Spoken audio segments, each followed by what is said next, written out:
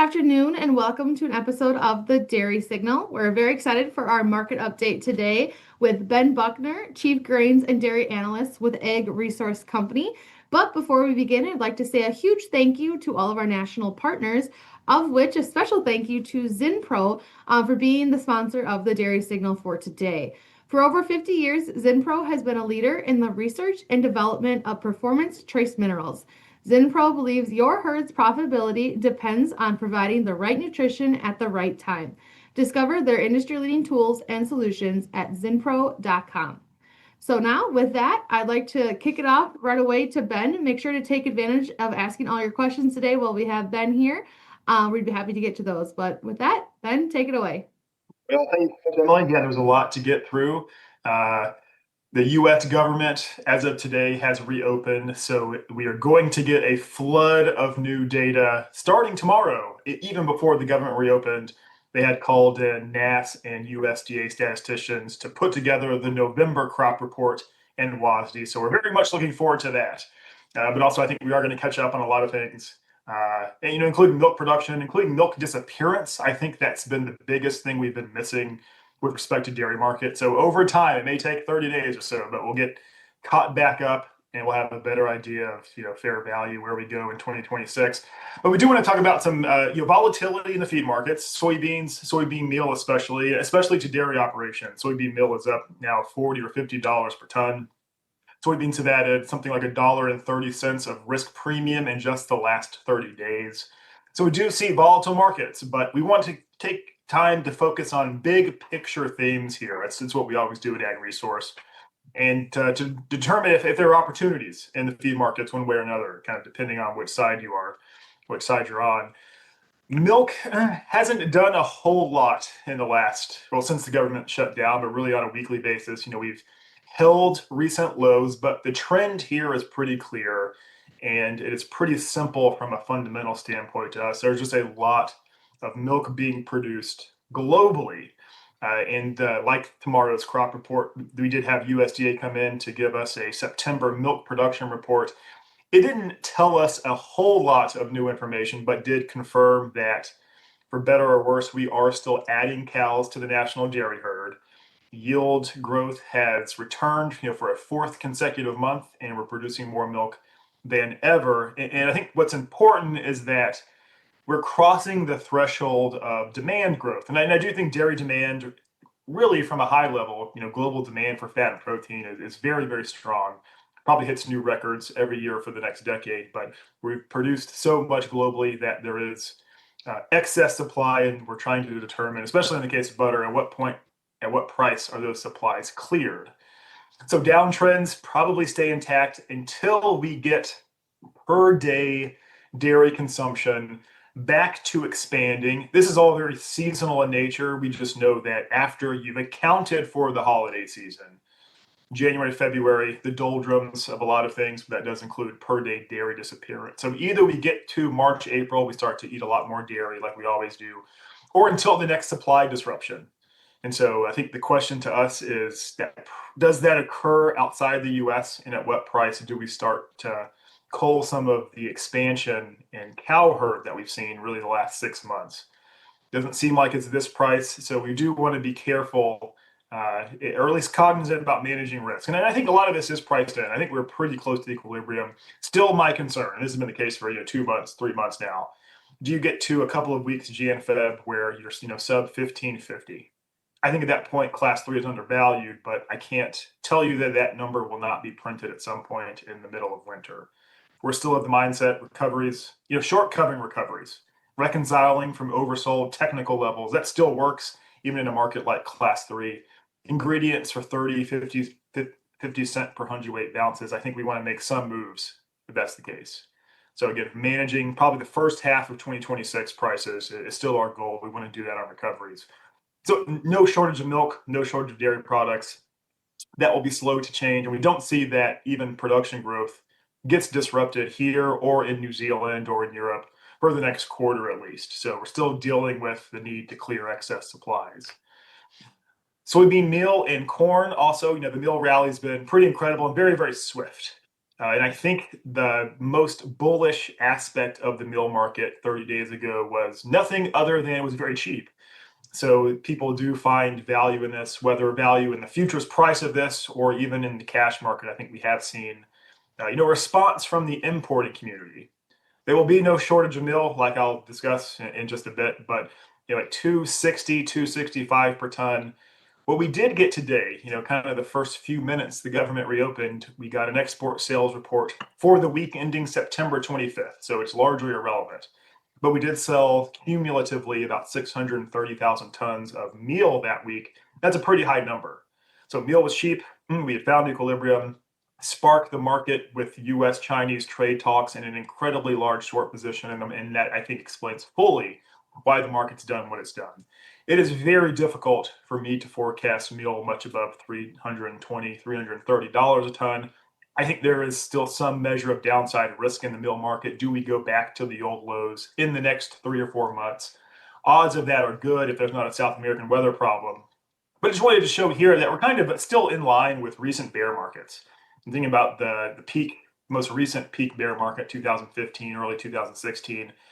The following 3 or 4 years of price stagnation, I think the meal market's been exciting, doing what it's doing, but all things considered, it's not terribly remarkable when we look at the last decade or so.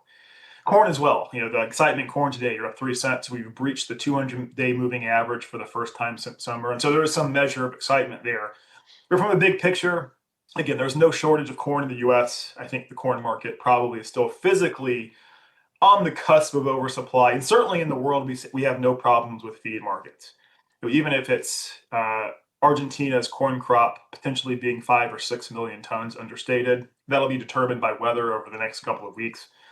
The barley crop in Australia will be a record large 15 million tons this year. That slowly will find its way to Asia, maybe parts of the Middle East. So I don't think there's any need to ration feed markets. And so here's what we've done relative to the last decade. And again, it's been nice to see corn go up on the production side, but big picture, again, these price moves somewhat unremarkable. And I think this number is kind of locked in at this point. And that's what we want to analyze in the context of soybeans doing what soybeans are doing.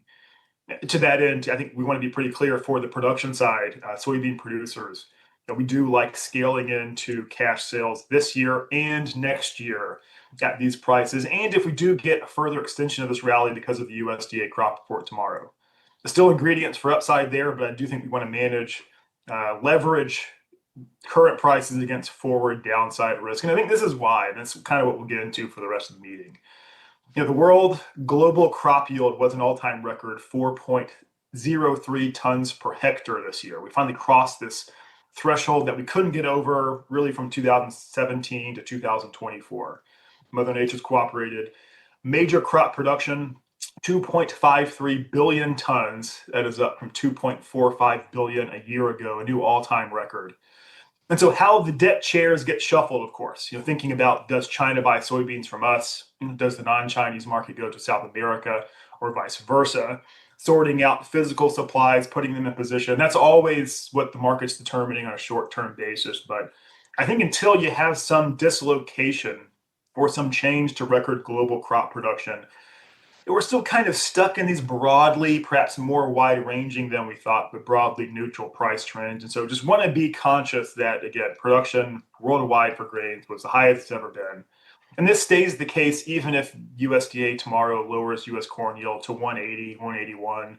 That doesn't change this phenomenon, at least. So keep in mind that there's someone else willing to sell corn, and especially soybeans, at these prices.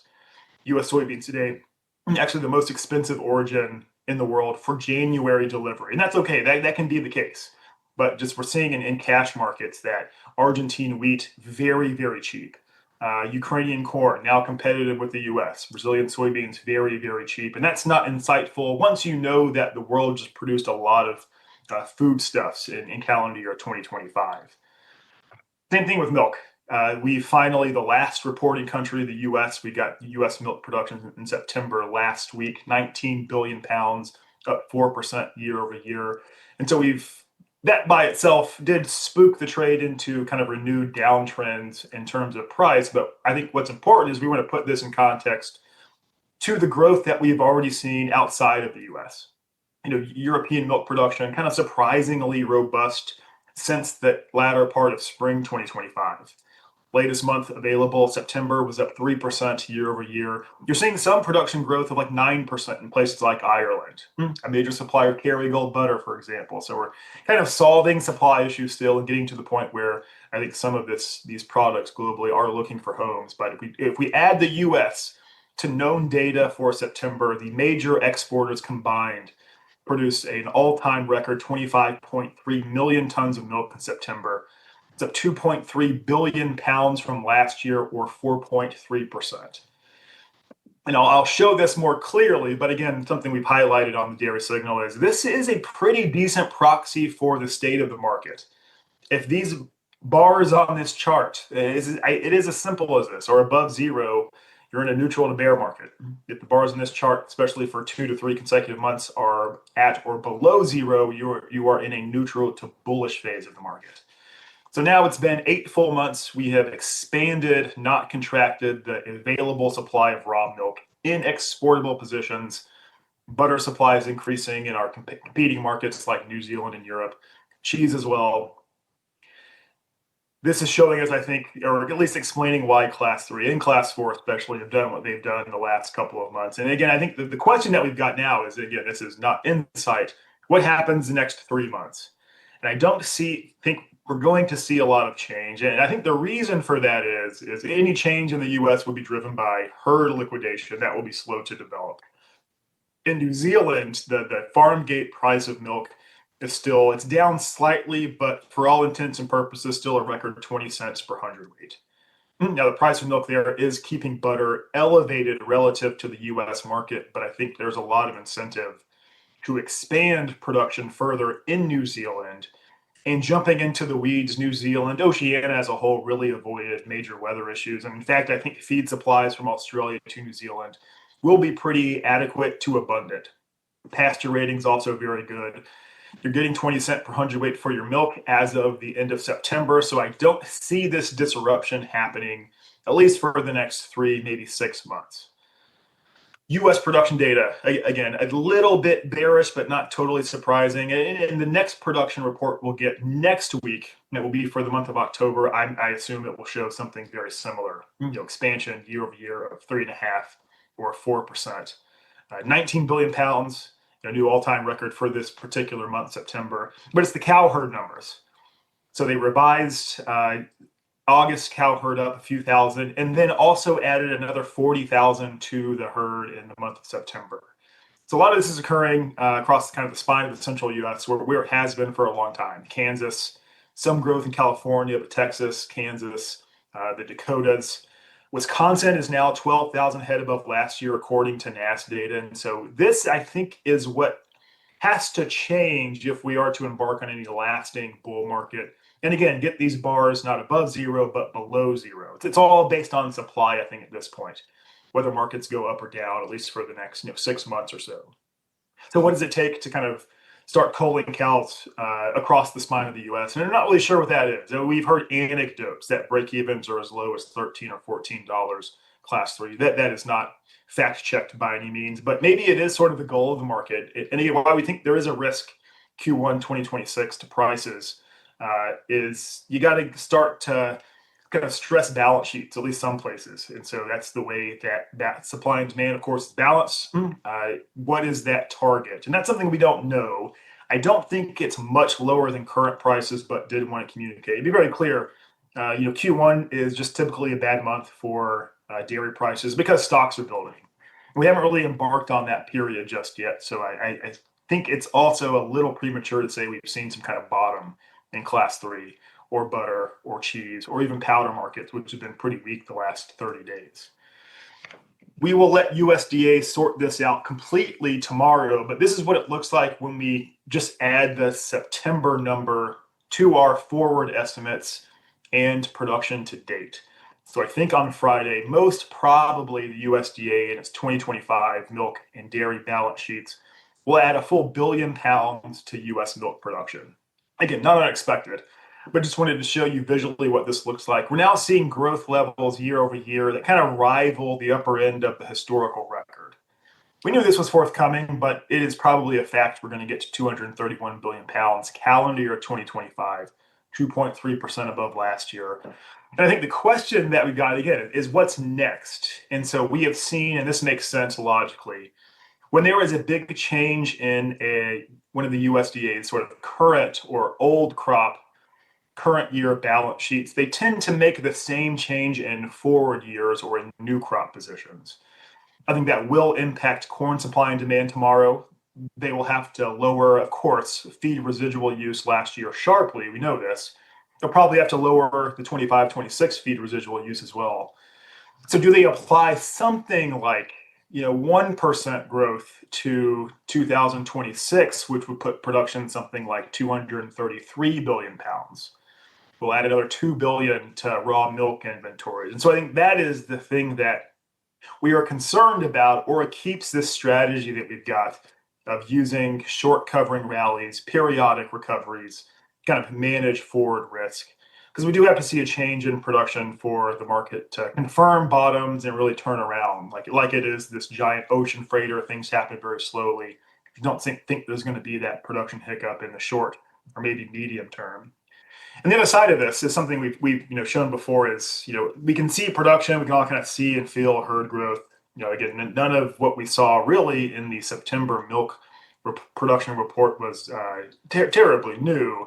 But we want to think about what's the impact of the markets and what it means. And so this is the other side of this, is to keep fat-based milk stocks from ballooning, or about what they've been the last couple of years, something like 12 or 15 billion pounds. We've got to find something like, we think, 224 billion pounds of fat-based milk consumption in calendar year 2026.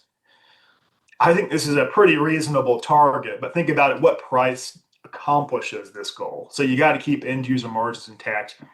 You've got to encourage more people to eat more butter in the US and globally, cheese as well. So just having the need to find pretty substantial demand growth, new all-time records, is not bullish of price meaningfully or for a lasting period of time. And so I know this is somewhat doom and gloom, but that's the sole reason is just there's a lot of milk. And we've fully responded to what was pretty an incredible bull market up to the middle part of last year. And so that is explaining the market's correcting itself. There's just a lot of supply. We kind of look too at the details of the global market, and none of this has really changed. The market globally, at least according to the auctions, weighted average price of all products traded last week was $1.71 per pound. That's down now about 30 cents from the middle of May's peak. And this too is being driven by nothing else other than the US is producing a lot, so is Europe, so is New Zealand. End users feeling more comfortable, waiting for the market to come to them. End users also having to clear supplies a little more intensely, a little more quickly. But notice the evolution since 2020. And so you kind of embark on these trends and you stay with them for 18 to 24 months. And again, I'll show this pretty clearly in just a bit, but the bottom we found kind of the middle of 2023 at $1.30 per pound in the global auction price was simply a function of production contraction returning to the US, New Zealand, and Europe. And then we embarked on this 6 or 8 month period where we could not grow milk production. The market had a premium. The opposite is happening now. So the next really chore for us or anyone watching the markets is, do you see or can you forecast production contraction in a major exporting country? So I don't think it happens in the next quarter, but thereafter we'll kind of revisit all this spring, summer 2025-26. That is probably the next chance we get to see the global dairy market find some kind of lasting bottom. Once we have started to discourage production growth in competing markets, but also in the US. Butter, of course, at a very high price, has no doubt been the one most actively shedding risk premium. The auctions butter price last week down to $2.89 per pound, compared to $3.05 in late October, and the lowest since winter 2023. This trend probably continues. This will mostly be a function of what's happening in Oceania. And again, there's incentive to continue to produce there. They ultimately probably fight to get market share back from the United States. And that's the concern in the fat market over the next 12 months. Europe as well. many signals ago, but the latest trade data that we got, and this would have been for the month of August, we were exporting butter to the Netherlands. Very unusual. That all is changing now as everyone's producing more milk.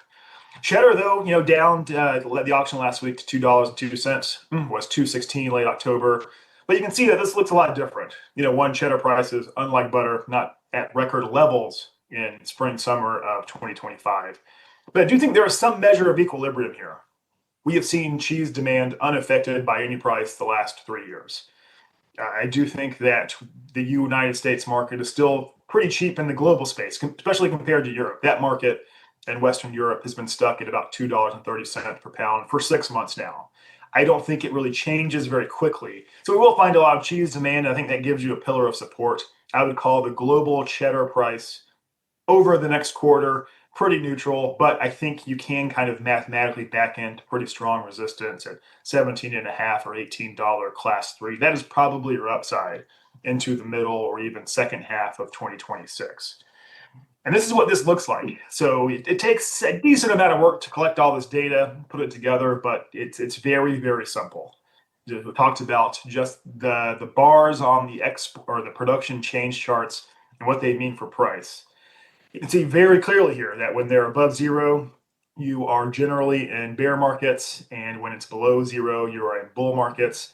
And you can see that the last time we kind of bottomed the global dairy auction price, at least, July 2023, production growth back continued, and now we're adding to production very, very quickly. So I think the risk is that the global auction price does kind of slide into something like $1.50 or $1.60 per pound. So think about the average of all products traded. There still is 10, 20, maybe 25 cents per pound of downside risk.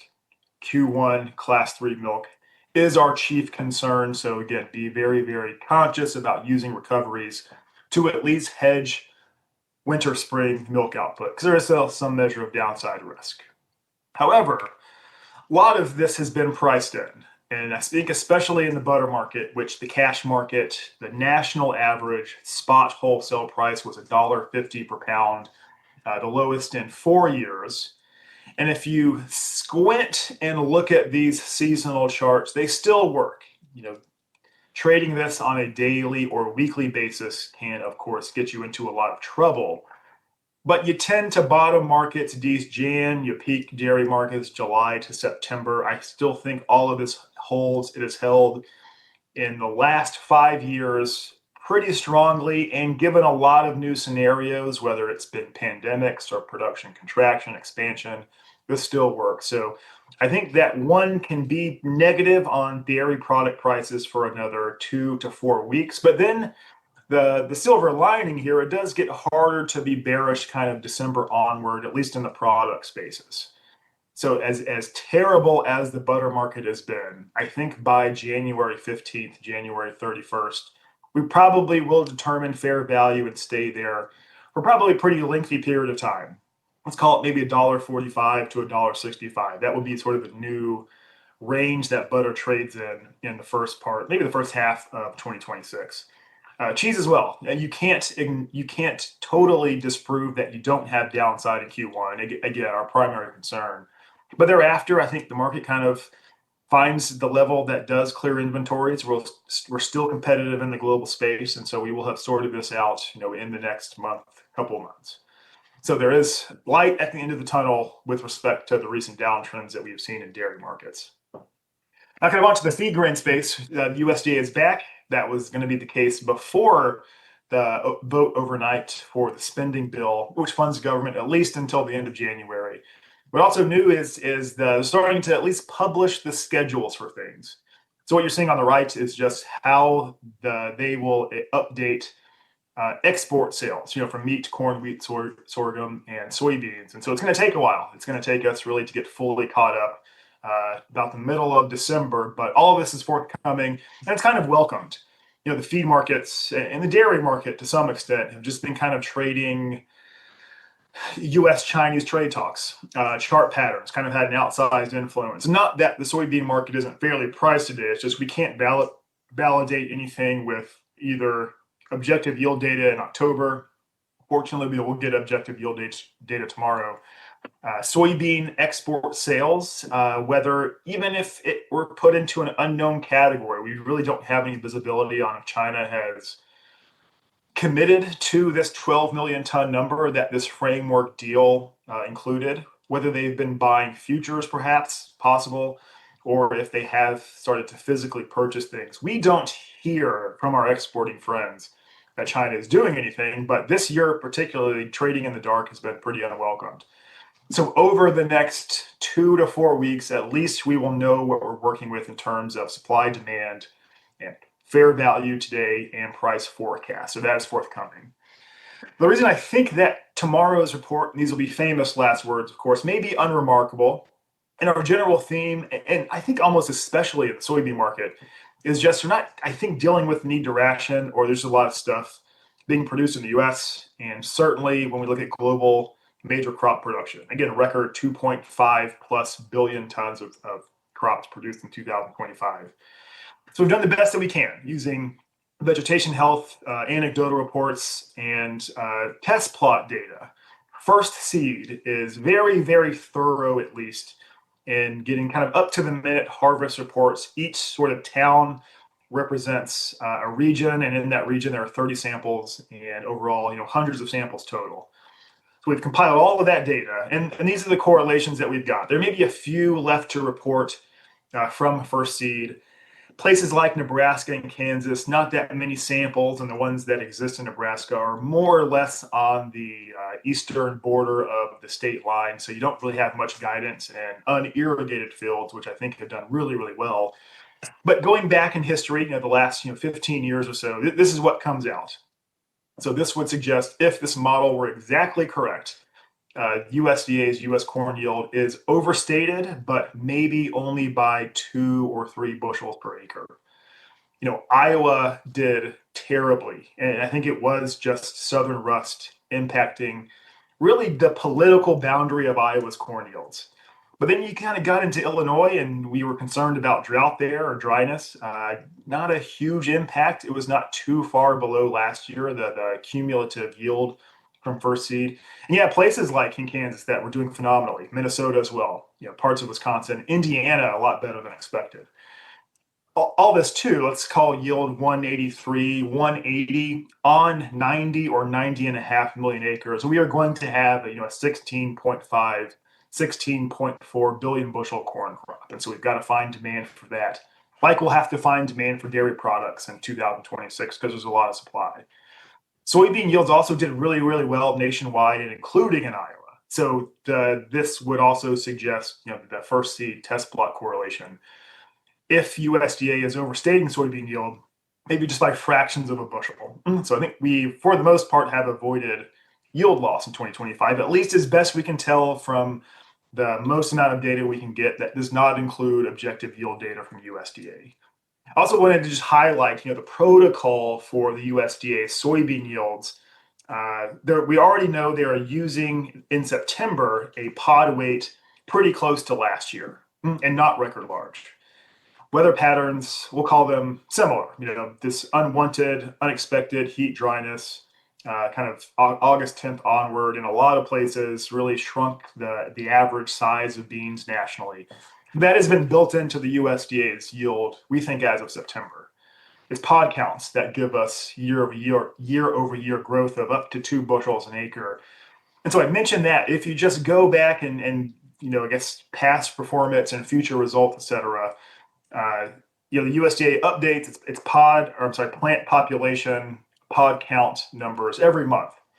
Those always get larger from September to January. So again, if something like that holds, I think it's just the arithmetic would suggest you could see a soybean yield tomorrow or in January a little higher than the USDA's forecast. And weather was not ideal in August, but I think that the story in soybean yield in the U.S. is really just plant populations, pod counts being, as of September, at least when we compare September to September, the USDA's pod count data up 16% year over year. That solves a lot of problems when we think about national productivity. Anyway, this is what I think the USDA is going to print tomorrow, something like this. Yield is the wild card. And I think that even price action this week, probably a lot of anxiety over what gets printed in terms of yield. The soybean balance sheet is going to be very sensitive to the exact details of yield determination in the US. This is what I think they're going to show tomorrow. 183 bushels per acre, 16.6 billion bushel crop. We know they're going to raise carry-in because of the stocks report on September 30th. And kind of like I mentioned, ultimately they had to trim last year's feed number by 200 million bushels. I think they'll trim the 25-26 feed number by a similar amount, something like 200 million bushels. And also the feed number we got at the end of September, got to confirm now it's been 2 decades that for whatever reason, and a lot of this is this unknown residual, but that number has not been above 5.8 billion bushels since 2006. So for whatever reason, we're just kind of in this landscape where, this slush factor is just kind of stuck between 5.3 and 5.7 billion bushels. That's just kind of the way it's worked. So I think in the end, they won't change really consumption at all, and we're left with 2.3 billion bushel in stocks. I don't think that leans really bullish or bearish at these prices, but if you're thinking about headlines and excitement, I don't think we're going to get that from the US corn balance sheet tomorrow. Unless they print a yield of 177, never say never, then I think you would have upside. But for now, I think corn's kind of stretching the upper limits of fair value. This is what I think they're going to print in soybean supply and demand. So I think they'll leave yield unchanged because of what we highlighted and what the test plot performance protocol from USDA, already digesting smaller than expected pod weights. And then pace analysis. So this will be the most interesting number. Well, I guess yield's unknown, but also what they do with exports. They're not obligated to do anything because of the talk with China 2 weeks ago. It's not a signed deal. It's not US policy.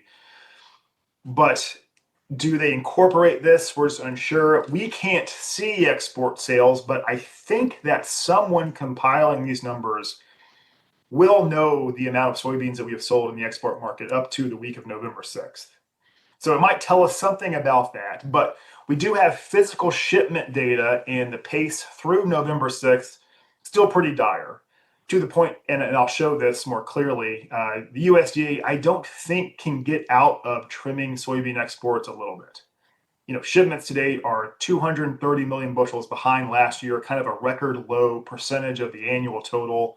The only way to make this fit, I don't know what they do with the Chinese deal, though, or the framework deal, but the only way to make this fit is to lower it to at least 1.6, maybe 1.55 billion bushels. And so if that's the case, the logic here using the pace of shipments to date, you're left with the soybean balance sheet that is not oversupplied by any means, but stocks will be getting larger, not smaller, to the tune of 50, 70, or 80 million bushels. So this could be all wrong. This is just what I genuinely think gets printed in tomorrow's WASDE report. And otherwise, in a market like corn, we're just not really seeing anything terribly remarkable in cash markets. This story a couple of weeks ago was this really intense, earlier than normal recovery in basis a lot at river terminals, so the export market. And we are exporting a lot of corn. That has since corrected by about 11 cents in a market like St. Louis or Owensboro, Kentucky.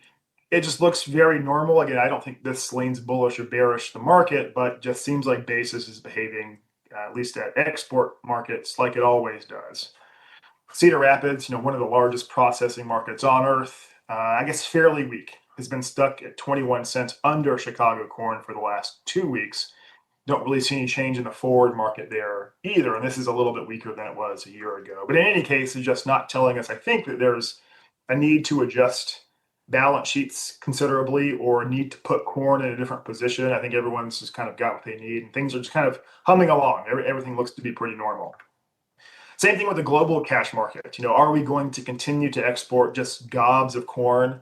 I think there is some evidence for that, but we look at the structure of FOB premiums, so the premium or occasional discount to the Board of Trade that the importer pays. It's just been very, very stagnant for the last 2 months. We can go out really into March 2026, and it looks exactly like it does today.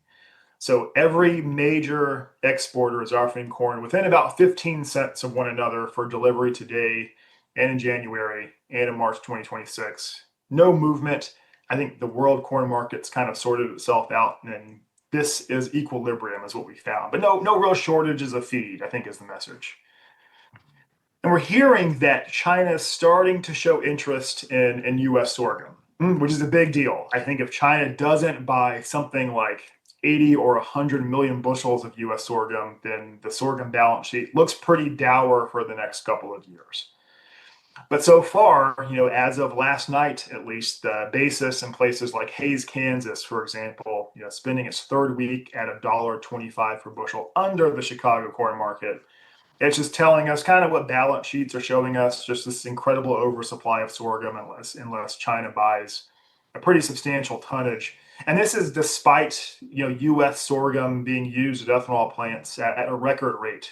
We're using up to 13 million bushels per month at ethanol plants in the Southern Plains, but the market's still trying to get rid of excess supply. You look at a market like Kansas, we just kind of plot corn, wheat, and sorghum production on top of one another. So, over 1.4 billion bushels, Kansas's grain crop will be. It's the second highest on record, and up 45% from just 2 years ago when production was 980 million bushels. So there's not going to be really any movement from the east to the west. I think the east is satisfied. The west may be oversupplied. That Central Plains feed market just has a lot of access to grain.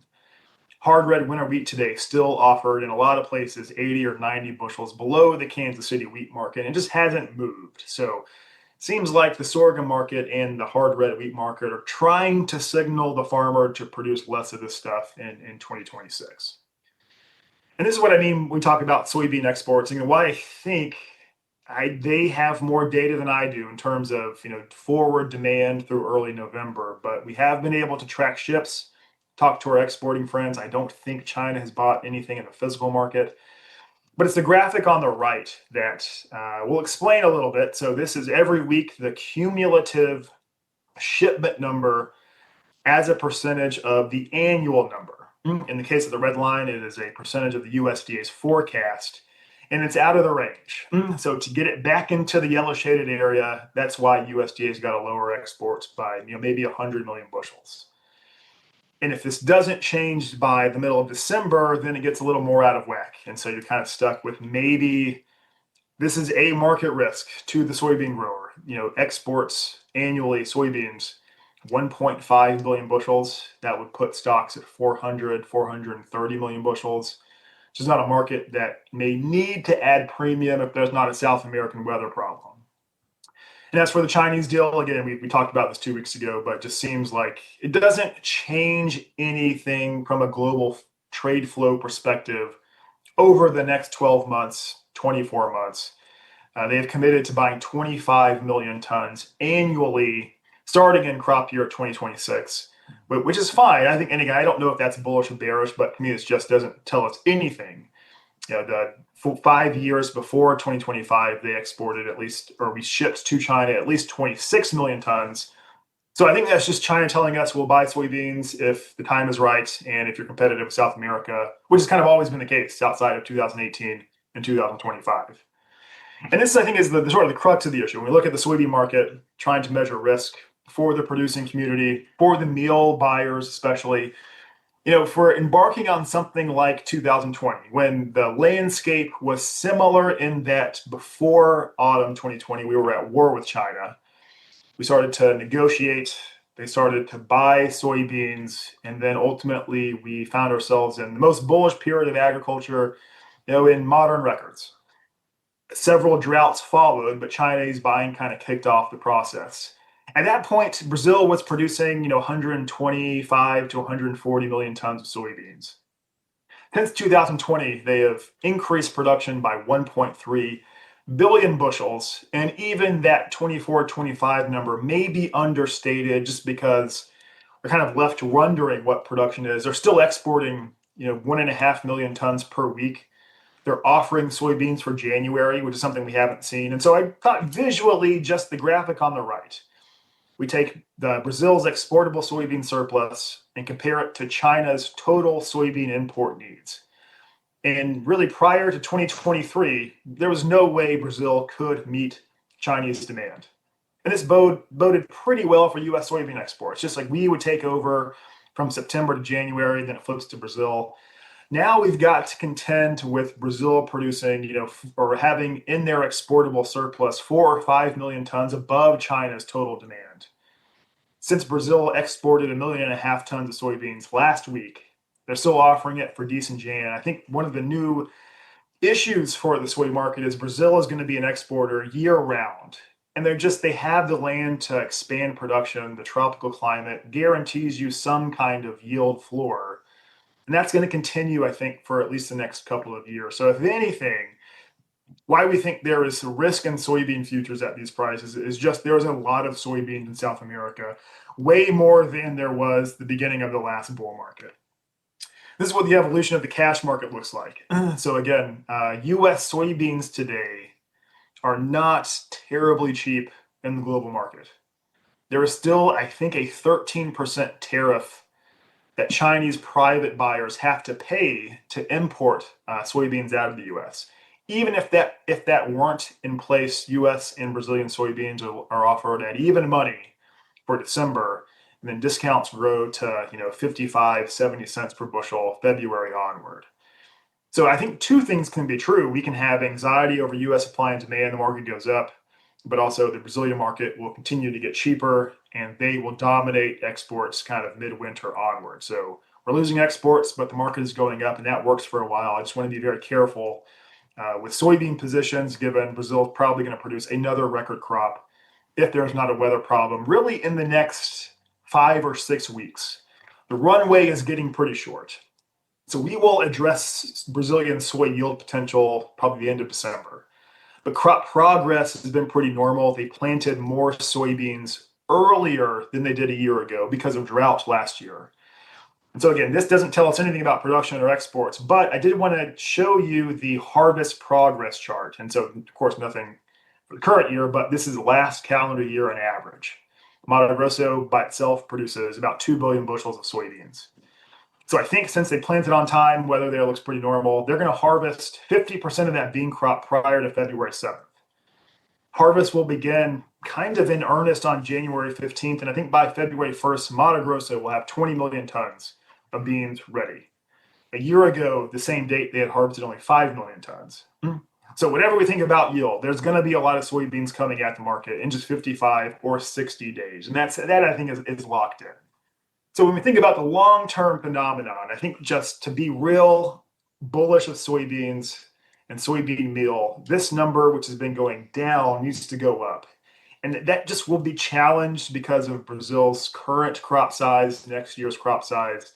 That's why I think we want to be pretty careful. This has been declining now for 2 consecutive years. Maybe it gets into a third if regular rains are spread across all of Brazil, again, for just the next 5 or 6 weeks. Kind of lastly with meal, we think about maybe the return of renewable diesel growth. None of this is set. That is the issue. I think we've seen some stuff from the University of Illinois just today outlining how positive this could be for soybean oil demand, the need to crush an incredible amount of oil seeds. But you have to assume that these numbers stay.